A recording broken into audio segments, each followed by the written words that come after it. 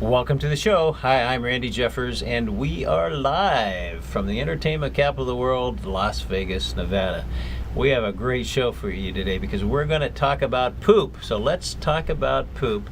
And we have with us special guest Ron Buffone, the Christian herbalist, all the way from New York area. And Ron, tell us a little bit about yourself, what you do, a little bit about your practice. Sure.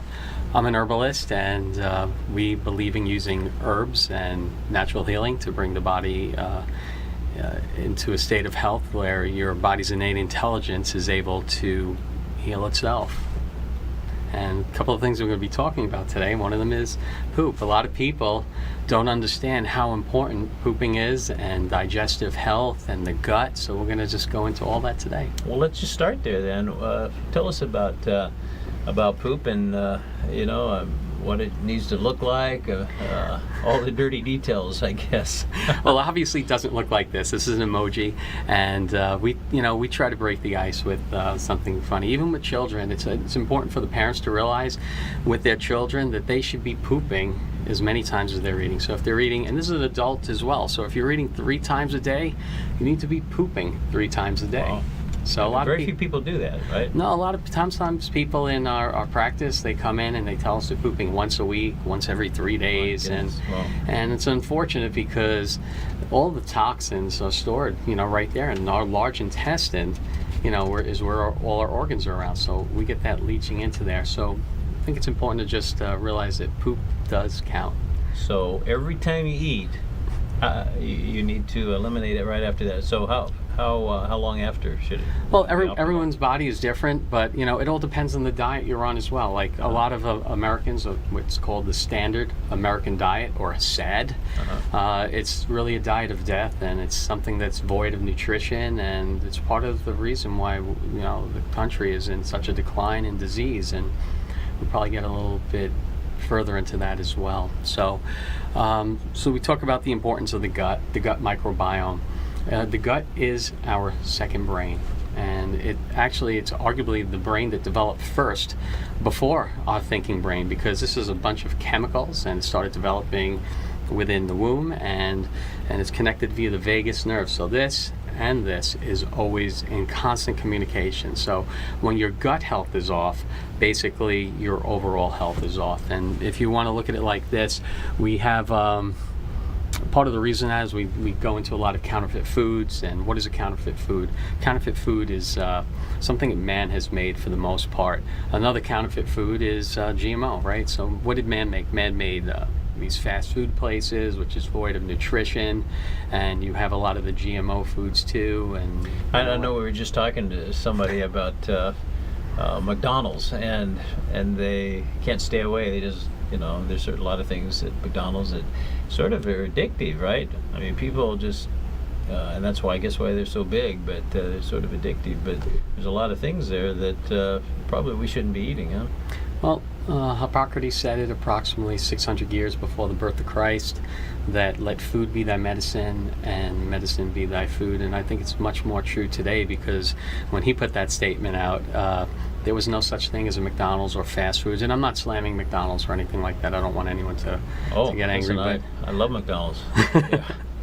but I can get hooked really easily. It's quite honestly easy to do that. But it's more important to realize that when you're eating something, whatever you put in your mouth, you're either feeding disease or you're fighting it. So we are what we eat. We are what we drink. We are what we think. So I guess everywhere you go, in a restaurant, a lot of people eat in restaurants and so forth, but for the most part, no matter where you go, there are always healthy alternatives on the menu. And it's really picking the right things, right? Sure. There's many things you can do, so I try to eat as clean as possible on the road. It's almost impossible, but I try my best. And we talk about even the little things that you put in your mouth. When you have let's look at the British Navy, for instance, right? I believe it was in 1490s or 1500.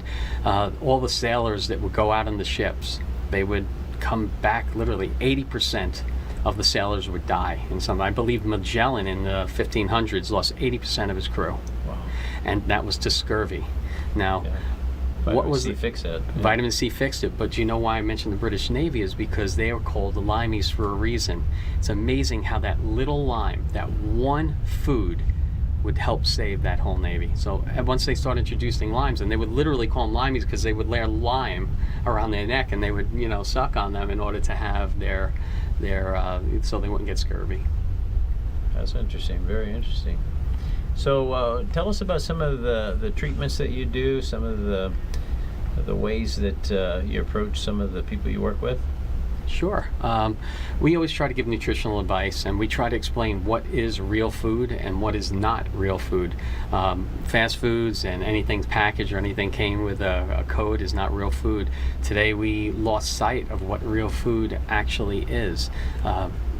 I'm fortunate and I'm not sure if I did tell you the story off air, but my son had his friend over when they were young kids, and they went and they picked apples, and they had the apples in the shirt, and they came back and they put them on the table, and I'm watching them. The kid looked at my son and he said, to take a bite, he goes, "Oh my God, are you going to eat that?" So he didn't even recognize what real food is. So real food does grow on trees. It does grow out of the ground. It does have dirt on it.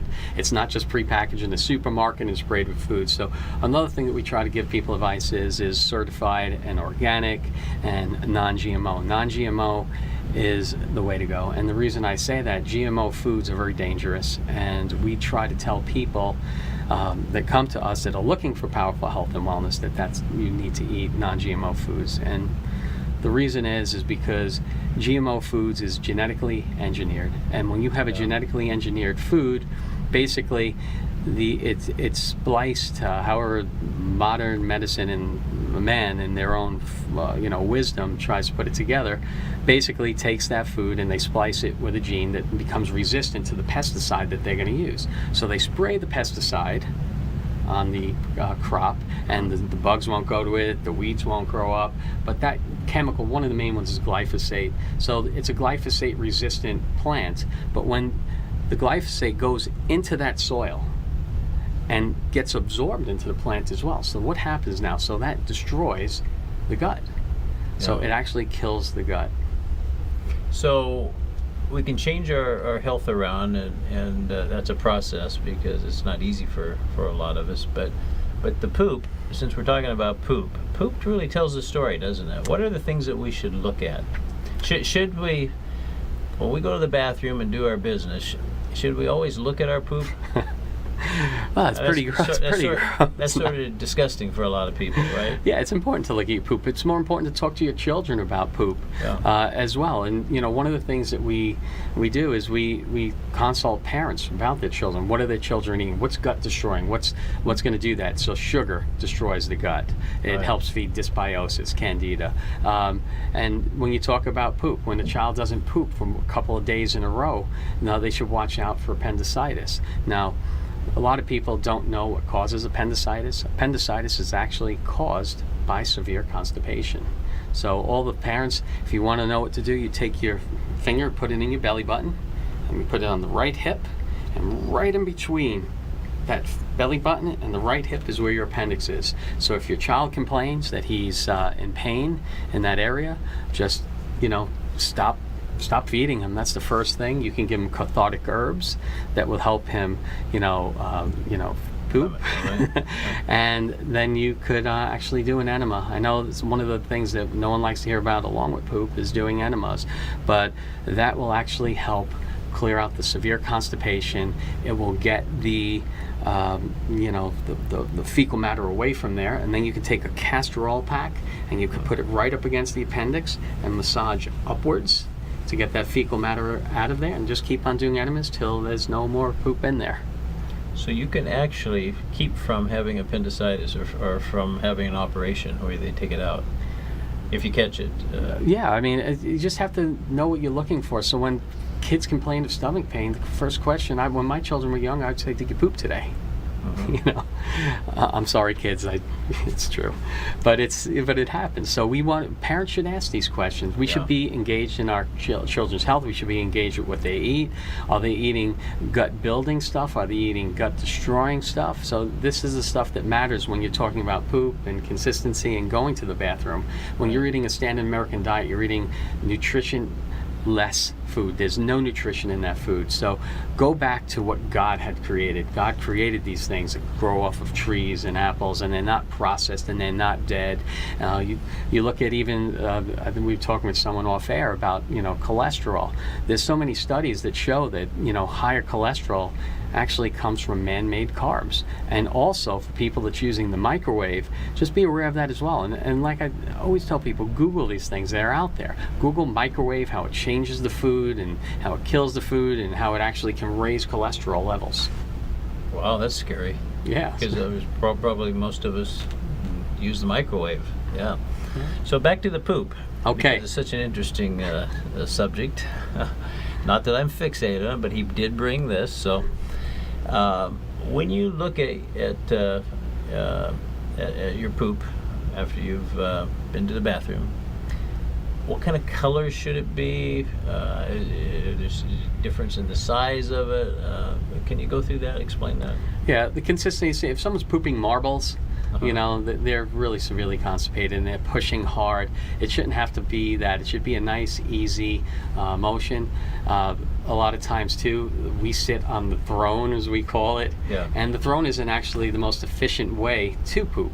There's things out there called a squatty potty, which actually lift your legs up so you're at a better angle in order to release that fecal matter. So when your stool is too loose, that's not good either. It should be a consistency color like this. Now, there's times when people poop and they get nervous because they have beets is usually the biggest concern. Oh my God, I saw blood in my stool. No, you just had beets, and that's okay too. There's many different factors when you're eating your food. You're chewing it well. People, we all know the corn story, right? Corn is very hard to digest. So I personally don't eat a lot of corn in the cob. I'm very nervous about corn because a lot of it, even though we say that we get that organic, 90% of the corn crops GMO, is GMO, 90% of the soy crops is GMO, and you want to talk about that. Let's sidetrack for that for a second. Now, if that's a GMO crop and the gut is affected, all of this. So your gut health, if you're eating that chicken that ate that corn and that soy product, you're now eating that secondhand protein that's also GMO. So if you're going to eat meat, definitely go for that as well. Definitely go for the non-GMO version of it. Exactly. So it's kind of scary. Now, how does one know all these things? I mean, it's a lot of things, obviously, but how would the regular person? I mean, what are the most simple things that you should do? Well, the simple things you do is increase your fiber if you're not pooping, and definitely try to eat cleaner. Fruits, vegetables are great things for that. The standard American diet actually will cause constipation. Don't overeat if you have any stomach pains or anything like that. It's don't eat. We're the only species that when we're sick, we continue to eat. In the animal kingdom, when an animal is sick, they really don't eat. So when you're talking about, poop, let's go one step further. What happens when someone has diarrhea and you go to the drugstore? What would they recommend? Imodium. Mm-hmm. So now here's your body's innate intelligence saying, oh my God, I just ate something that doesn't agree with me. I just had salmonella. I just had food poisoning of some sort. So the body says, all right, let's flush the colon out. Let's get these toxins out of us. But when someone goes to a drugstore, they might recommend something like Imodium, and I certainly wouldn't take that, because what that does is it binds the toxins up inside of you, so you're not able to get rid of that fecal matter that needs to be ejected and your body's desperately trying to get rid of. As an herbalist, we try to work with the body all the time. And how do you work with the body if you take in some toxins like that? First thing is, don't interfere with the innate intelligence of the body, all right? Mm-hmm. The second thing is, do not take Imodium. The third thing that you can do is you can help the body flush that out with some more water. But what I personally like to do, and we create a formula, it's very simple for this. You take activated charcoal, you take bentonite clay, you take apple pectins, and you couple that with marshmallow root. So what does that do for pooping? How does that stop this? How is that better than Imodium? Well, let's look at the components in that. The bentonite clay, when you ingest this, and you just take it, you would take that powdered form, you would shake it up in a shaker, and you just chug it all down. And what happens is the bentonite clay expands 50 times its weight. It will get Wow. about 50 times weight, and the activated charcoal will actually neutralize those toxins. The pectins will actually help grab metals and toxicity out of there, and the marshmallow root gently helps peristalsis to push that, through. So now you're working with the body's intelligence to capture all those toxins and to get them out naturally and healthily. And, what will that poo look like? It'll look like a black jelly poo. So what kind of let's talk about the meals that you eat, knowing all the things that you know. So what would be a good breakfast to have? I never eat breakfast. Never. I never eat breakfast. I always skip breakfast, and I elong my break fast. Breakfast is break fast. So I try to prolong that fast, and the longer you prolong that fast, that's good for your gut, that's good for your digestion, that's good for your elimination. We're erroneously taught that we need to eat 3 meals a day. I really believe that's wrong. Or a lot of people say, oh, well, I read a book and it tells me to eat 7 times a day or every 2 hours, or I'm going to be storing fat. And that's not true. It all depends what you're eating if you're storing fat. If we're going to go, it depends on what type of diet you're on. There's different types of fasting. There's juice fasting, there's water fasting, there's dry fasting, there's the fast mimicking diet, and we can go into all those, but the simply put, I never eat breakfast, and then when I do break my fast, I try to eat something that's going to be nutrition rich. So I will start off my first meal of the day maybe in a Vitamix, and what I would take is, and this is if I'm not on a keto diet, and you can actually do stuff like this with keto just using different components. But in my smoothie in the morning, I will take a banana, and I will take cacao, and I will take coconut flakes, I will take chia seeds, I will take Ceylon cinnamon, and I will take a bunch of super greens, chlorella, dulse, spirulina. I would dump all of that in. I would put chia seeds in there, and and then I just blend that all up, and it's delicious. And I will stay full for probably about 5-6 hours, and then my next meal will be something a little more heartily. So I'll eat some protein, at that point. And it's important to eat the right ratios of food too. And I think that we're also taught that we have to eat so much food. We, as Americans, we overeat everything. Everything is supersized. Everything is ginormous. We eat way too much, and so we fill up our and so we eat so much, and we have that constipation building up. So diverticulitis, I think it's every male over the age of 50, I think some crazy statistic like that is either in the process of having diverticuli forming in their colon, or pockets forming in their colon. So what I recommend on if you're a male over the age of 50, if you want to reduce your cancer by 50%, go for colonic. Colonic is an amazing thing. So you get that, and that's so water goes up the butt, gets all the hard poop, the fecal matter, impacted in there, and you're able to get all that out naturally. Well, not naturally, but with water, but it just opens up the pathways, and you can do enemas yourself. A lot of people don't like doing enemas. Enema is a dirty word, in today's world. And when I grew up, we had an enema bucket. My grandmother and my parents had an enema bucket right hanging on the shower. Was that hang on the shower? Yep, everybody across the country had that. And when you were sick, what did the parents do? Here it comes. Here's the enema. And why does that work? Reason that works is because eliminating all those toxins out of your body, and then you stop eating. Now your body has the ability to focus on healing and regeneration as opposed to digestion and processing that food. So where your energy is going is not digesting food to go to the pooping. You got rid of that and getting rid of all the toxicity around the colon as well. So colon health is very important. We can go back to that for a little bit. We talk about what destroys the gut, which is sugar, man-made foods, GMO stuff, anything of the like. But when you talk about what helps build the gut, that's an important thing too, because it will affect how you're pooping. So probiotics are very good. Now, when you're getting a probiotic, it's important that you get something with live active cultures, not at the time of manufacture, but at the time when you're going to be taking it. Some are refrigerated, some are not. So that's That's one way you can go. And that process is you're getting different strains of bacteria and culture, and you're putting that in. But that is hard to pass through the stomach because the stomach destroys a lot of that. So then we also incorporate prebiotics. Now, a prebiotic is a short-chain sugar, like a fructooligosaccharide. So that, or FOS, or inulin, or chicory, all the like. So when you're taking in that, it's actually a sugar that ferments in your tract, and it actually helps the good bacteria flourish, and that's what actually helps kill the bad bacteria. So the other thing that you can do is fermented foods. Now, I am a big fan of fermented foods, and I'm a big fan of gut diversity. It's like kimchi. Kimchi, sauerkraut. Good. What I like to do is teach people,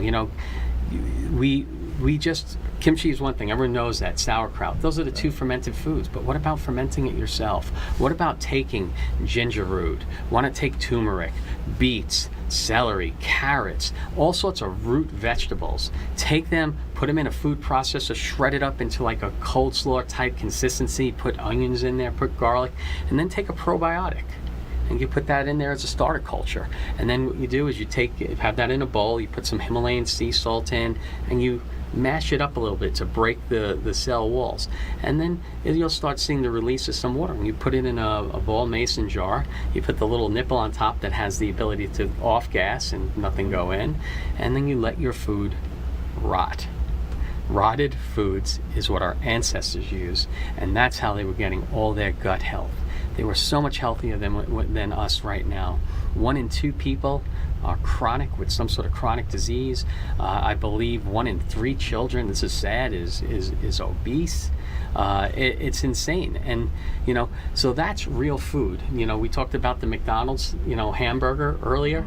If you Google or YouTube, there's so many things. Google the 10-year-old hamburger, the 20-year-old hamburger, and you will literally see a hamburger with the bun intact, with the meat intact. It didn't rot. So if it's not being destroyed in 20 years, what is it taking your gut to break that down? See, go back to the real foods. Go back to the old school ways. Go back to the God ways.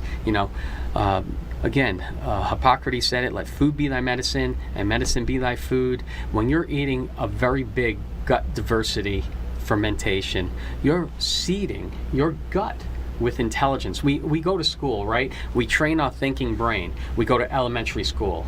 We go to middle school. We go to high school. We go to college. We get a master's. What are we doing to train our gut? Yeah. We're doing nothing to train our gut. So the gut health is important. Remember, we have 2 brains. This brain, and they're connected. When this brain is sick, this brain doesn't function properly. Our immune system doesn't function properly. Our hormones aren't in proper balance. Our overall health is compromised. So the more you train your gut brain by putting biodiversity in there, so garlic, anything you can get in that jar after shredding it together and putting that and letting it rot and ferment, that's education. That's education for the body, for the gut, and that matters. So let me ask you about that. So if you have some vegetables that you put in the refrigerator, they're leftovers, and they just sort of stay in there for a couple of weeks, is that part of the rotting food you should eat? No, not necessarily. Although I'm sure we've all eaten fruits when we grab something out of the, we've all done it. Maybe grab some strawberries out of the refrigerator, and all of a sudden you're looking at the rest of them in there, and you're like, oh my God, they got fungus growing on them. You're not going to die. You're really not going to die. But what we try to do is ferment it intelligently. So we try to pick and choose what we're going to ferment. Just remember what I said, and it wasn't me, it's Hippocrates. Food be thy medicine, medicine be thy food. Choose those foods. What does ginger do? It's an anti-inflammatory. It's a digestive aid. It's an anti-nausea, root. So you're taking medicinal, you take turmeric, so you're going to do that. So we could spend a show on turmeric. So you chop that up, you ferment that. So your gut diversity is taking in all of that fermentation and all of that nice rotting substance. And it's not disgusting. It's we like salty and we like sweet. These are the two things that we're basically going for today. But we lost sweet. Yeah, it was sweet, but we lost sour.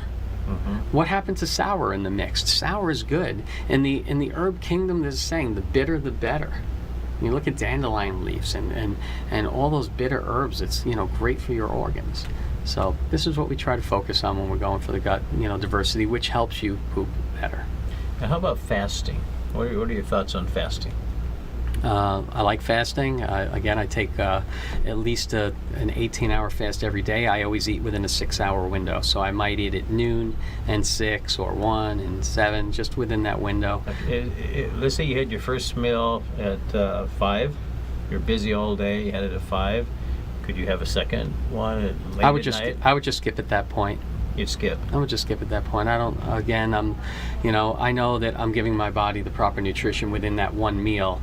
You know, there's plenty of people all around the world that are not American and not, you know, accustomed to seeing, you know, all these fast food places around them, and so we don't really need to eat that much and feel like, oh my God, I missed one meal. I need to make it up, or I skipped 2 meals, now I have to eat 3 meals in 3 hours and overeat, and it's just. Well, I know one of the schools of thought is that you shouldn't eat after 5, but that's hard to do. For people at work, right? And I get it. That's because you need a little time before you go to sleep, right? Is that right? Yeah, you don't want to go eat and then just lie down on that food. You want to be a little bit active. You want to be able to give your body the ability to move and get things moving downwards. It's not sideways. So another thing that we can do to help, you know, with pooping is our stomach needs to have the proper pH as well. We talk about the body pH, and everyone's on this water and that water and raising the pH. You know, I love using lemon and lime to raise the pH of the water. When you're looking at lemon, that will raise the body's, you know, pH. And you say, but Ron, that's acid. Lime is acid. Lemon is acid. Yes, but it has the exact opposite in the body. It raises the body pH. But now, what most people don't talk about is the gut pH. Now, what is the gut pH? The gut pH needs to be between 1.5 and 1.9. And if it's not, we're not digesting our food properly. And a lot of people's stomach pH is not in there. It's usually higher. So when it's not higher, we're eating too many carbs and sugars and all these other things. So we need to lower that gut pH. And how do we do that? Well, I love using cayenne as that herb to do that. And when we're using cayenne, it's an amazing thing. It helps lower the stomach pH. And when you're lowering the stomach pH, you're not throwing up that food. So what happens is when your stomach pH is too high, your stomach tries to digest it, it can't do it, and then we get that acid reflux. So your body sort of throws it up to bring it down to try to digest it again. So we don't like that. We want it that then what most people do is, oh my God, they take an antacid or a PPI, and so the proton pump inhibitors are the things that help keep, you know, that acid reflux down, and then the food comes out undigested. And you know, we don't like doing that. We like to try to work with the body to try to help it digest its food properly. And so a lot of people ask, how do I know if I'm taking the right amount of cayenne? How I know if my stomach pH is going to be in the right levels? Learn to listen to your body. So we're just taught to just do our thing and just go into nothing. But if your stool is too loose, you're probably taking too much cayenne, and you know, you don't want that. If your stool is too much, too tight, you're probably not taking enough. But our stomach's designed to dissolve it's like battery acid. If it should be able to dissolve minor little bones and definitely all the proteins, and give our body the nutrients that it needs in order to go forward. So, is cayenne something that people should take every day? Is it a daily thing, or once a week, or how often? I take cayenne pretty much every day. It's a vasodilator. It's very good for your arteries. It helps with blood pressure. So for me, it's really cheap herbal medicine, if you want to call it that. Just keep your overall circulatory system in check. Now, this is just the cayenne. You can pick it up at the grocery store. I personally make tinctures of cayenne, so I do what's called an alcohol extract. But definitely you can take the one in the grocery store too. It might be a little bit harder because it's in the powder form, but you can take start off with a quarter of a teaspoon, put in some warm water, stir it up, and drink it down. But with those little powders, a lot of times it can get caught, and you're going to and you're constantly trying to cough that up. So, but the cayenne I make is an alcohol extract. So what we do is we take the alcohol, we put the cayenne, peppers in there, and every day, so we just take it and we shake it. We go back to the closet. Every time I pass by, a couple of times in a day, taking and shaking. I always let it cross at least a full moon, and then what we do is we take it out and we press it. And I use an 8,000-pound press to press the menstruum into a liquid, and then I strain it out, and that's what I use. There's actually stories about cayenne, and I know we're supposed to be talking about poop, but this is important too. The cayenne would actually, there's stories that it would actually stop a heart attack. It'll border heart attack midway through, a stroke midway through. Wow. So that should be in everyone's emergency toolkit. So usually when I'm on the road, I carry cayenne. God forbid I see someone that's having a heart attack or stroke, I'm going to try to help them. I'll just get the dropper full, squirt it down their throat, and help them out. Now we also can use cayenne for if someone goes into shock, they break their arm, they fall down, they're in so much pain. It's a vasodilator again. You can give them some cayenne in the water, and it just gets their body, just wakes them right, takes them right out of that shock. How about a seizure? Let's say someone's having they have epilepsy or something, and they're having a seizure. Does it help with that? Well, the herb that I would definitely use for that would be cannabis or CBD. CBD is an amazing, herb, and the one particularly that I'm a fan of is called Path of Purity, and it is one of the only herbs that I know has been pressed into a tablet that has a proprietary process that actually uses a 2-tier delivery system. So it's a 50 milligram tablet of a full spectrum PCR CBD product that's pressed into a tablet. So it's 25 milligrams initially. It's under the tongue, sublingual. So we put it under the tongue, it dissolves, instantly absorbable into the system, and then it has a time release on the back end for another 6 hours. So the product will last approximately 12 hours after ingestion. So you see a lot of the other CBD oils, what happens is you have to tilt your head back, you have to squirt it there, it smells like pot or hemp, and this is a pretty discreet product. It's just a little tube, you pop it open, put one under the tongue, and you got that covered. So I've witnessed actually someone with a seizure stop seizing, and as a matter of fact, prior to coming to Las Vegas, on my last trip, I had my dog with a seizure, and he basically came to me and he just froze up, and I noticed something was wrong immediately. I put it's very hard to get pills down the dog's throat, but at this point it was just so easy.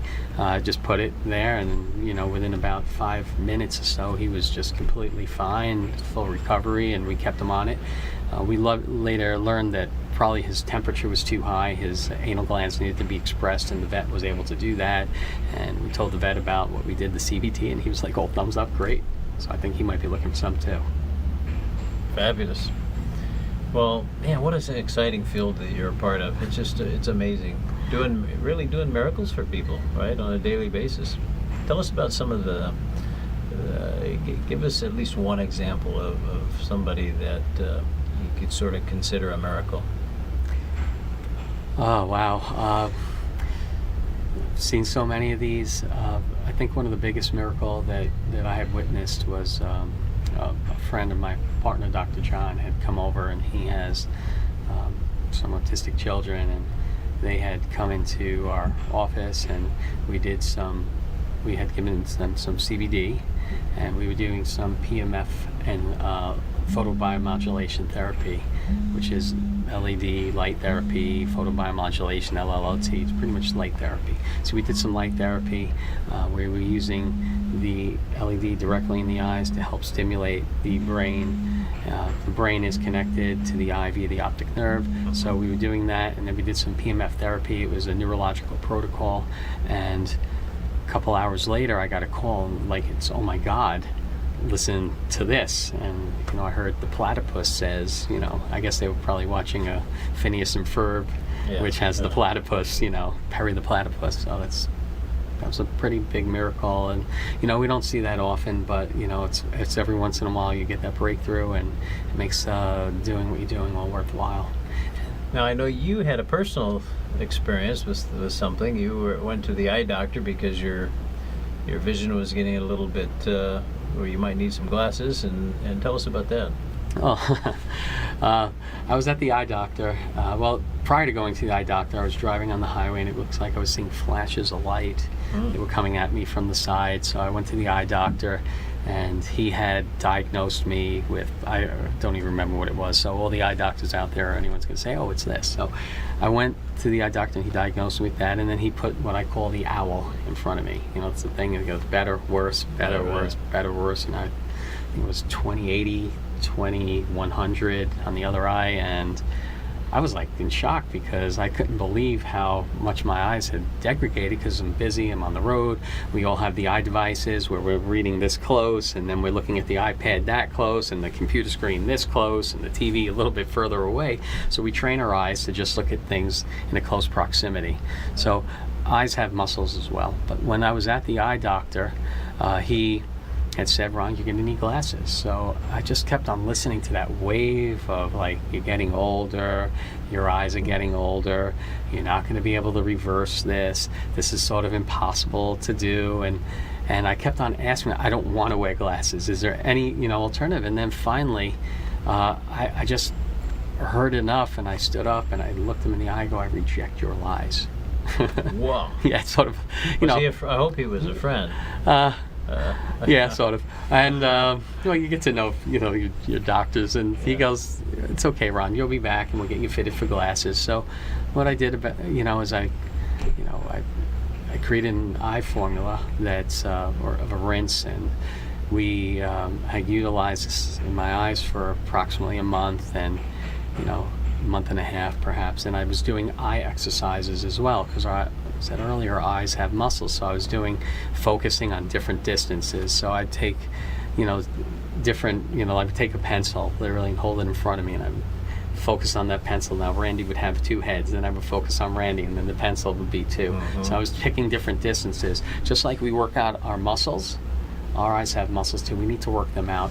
They have paddles that, the presbyotic paddles, that you can do this training as well, but a lot of people don't have that. So I tell people to do eye exercises. And it actually, when I went back to the doctor, he said, are you ready to get fitted up for glasses? And I'm like, yeah, I am.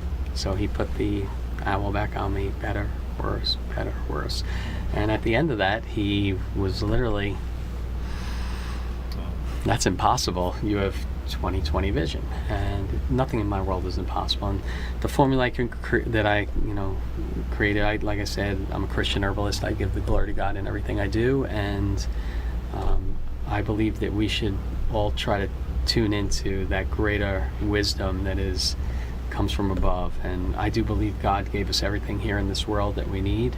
I believe that herbs are very powerful, and if you look at Hippocrates, like I said, he believed in herbs and using food as medicine, and that's confirmed in the Bible. Let the leaves be for medicine, and in certain versions it says let the leaves be for healing and the fruit be for meat. So I believe in utilizing herbs as medicine. So Hippocrates said it, I'm not going to. So the bottom line is that formula had some berberine in there, which is a disinfectant. It also has cayenne in there, so it's a vasodilation. So we talked about cayenne earlier. That must burn. It's got a little bit of a bite. So every once in a while I make a batch that has a little bit too much cayenne, but I still go for it. I try to use the eye rinse, at the time I was using it every day, several times a day. Then now you get lazy again, and you go and you try to do your life, and life happens around you, and so you do it a little bit less, and that's unfortunate. But now I'm back on track. So we all go through cycles. The thing is to just every day try to do something towards your health. Try to push for it. We're taught a lot that we don't have to work towards our health. Do what you want, eat what you want, don't worry. And when you're sick, that modern medicine's going to just fix you up. Right. And it's not that I have anything against modern medicine, but I always tell people you have two choices in life. You can actually take control of your own health. It's a novel concept because that means personal responsibility. Or you can give that privilege away to someone else who's, a doctor. And I'm not saying doctors are bad. I don't want this to be that. I just want everyone to be empowered to do that. I'm sure that a lot of doctors don't want to see a lot of these patients with all these things when they can just simply eat better and do things better. And then for the doctors that aren't trained in that, unfortunately, a lot of modern medicine, practices, the doctors that the training they have is only about, I think, 12 to 17 hours of nutritional training, and that's unfortunate. Oh. Especially with food being such a big factor in that. And I think that when we start thinking differently, let me take control of my health, let me rinse my eyes, let me work my body out, right. Let me eat the right foods, let me think the right thoughts. I always tell people we are what we eat, we are what we think, and we are what we drink, right? The placebo has been effective in 30% of clinical trials, approximately, and yet the hypochondriac will get sick even more. So what's in your mind? What do you have to reject in order to gain your powerful health? So when someone says to you, you know what? You can't get better. Don't believe those lies. There's always an alternative. There's always a natural way that you can always explore to try to get that powerful health. If you feed the body right, if you treat the body right, if there's nutrition in, waste out, exercise, diet, breathing proper air, there's different things that you can, exercise with. Exercise within your own body's phenotype. Don't try to be this big, monster that you're not meant to be. But you have to start somewhere. Man, this is fascinating. I wanted to just ask you, I know we're just about out of time here, but what about alcohol? A lot of people have been told that, a glass of red wine is once a day is good for you. And, if it's one glass is good for you, maybe 5 are better, but that's how a lot of people think, right? What are your thoughts on alcohol intake? I don't drink a lot of alcohol. I do on occasion, like maybe once a couple times a year, I will drink at New Year's, but I don't overindulge in anything. That goes for anything in life. If you want to try to get that, maybe go for the grape juice if you wanted to go for the benefit of that. And I'm not talking, like the processed sugary drink, just an all-natural, grape juice. And there's many things you can do for yourself. I'm a very big believer in juicing. So I love juicing. I have a Super Angel juicer. It's a dual stainless steel auger, and that definitely gives powerful nutrition in you. Powerful nutrition for the eyes. How about the sugar in the juices? Is that bad? I try to drink as little sugar as possible. Yeah. So I will go. Grape juice has a lot of sugar, right? It does, but you don't have to go for like a 24-ounce glass of it. You just go for a little bit, if you're looking to get the antioxidants, you can probably do it in a lot of, different ways. You can actually just eat the grapes. How about citrus? I like citrus. I love lemon. Lemon, lime. Again, we talked about the limeys. Oranges. And oranges, grapefruits. Yeah. Grapefruit. Oranges a little different. Yeah, oranges have a little bit more sugar. So okay. I will combine. Some great things you can do with citrus is you can take oranges, you can take lemon, you can take grapefruit, you can mix them with digestive enzymes and drink that down and help get rid of mucoid plaque, in you. So you can use a lot of these things as medicinals. So that's what I, certainly believe in, and that we use food as medicine. But it's sort of the greens that you want to sort of concentrate on, right? I love the greens. Yeah, greens. For me, when I'm juicing, I will do a beet, which has some sugar in it, but I use the beet tops as well. I will use spinach. I will use ginger. I will use some lemon. And so I believe, it's got a little bit of bite, but even if you want to juice something very powerful, if you're sick, if you have the cold or the flu or anything like that, you could take some ginger, some garlic, and some onion. Juice that. Take that. Maybe a teaspoon, half a teaspoon every couple of hours. That'll kick your diseases butt. We're on our hour. This just went so fast, but thanks so much for being here, and we'll look forward to the next time. We'll have you on again, and I'm sure many times, I hope, because we could just talk about this for hours on end. But thanks for being here, and we'll see you next week, same time, same station. Bye-bye, everybody. Thank you.